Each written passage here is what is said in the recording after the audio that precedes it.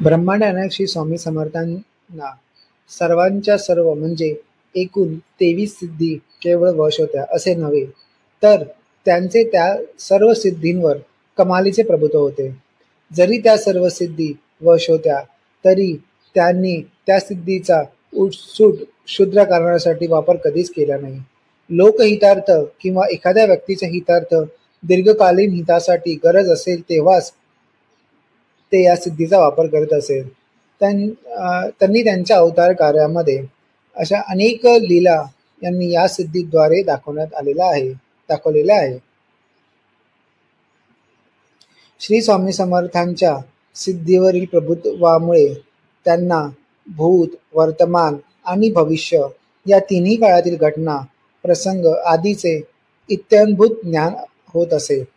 त्यामुळे ते अगदी सहजच आणि प्रसंगपरत्वे त्या त्या व्यक्तीला मागे काय घडले, सद्यस्थिती काय आहे आणि भविष्यात काय घडू शकेल याचे कथन अगदी सहज करत असे.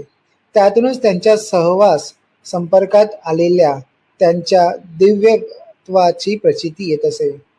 त्यांनी मानवी देह धारण केल्यानंतर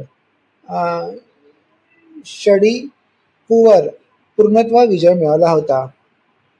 राग, लोभ, माया, ममता, आकर्षण, उपभोग अशा विविध तऱ्हेच्या वासना आणि विकार आधीपासून ते पूर्णतः अलिप्त होते. ते केवळ त्यांना या सर्व सिद्धी वश असल्यामुळेच कोणत्या प्रसंगी कोणत्या सिद्धीचा वापर करून कसं वर्तन व्यवहार करायचा याचे संपूर्ण ज्ञान आणि भान होत असे. श्री स्वामी समर्थ.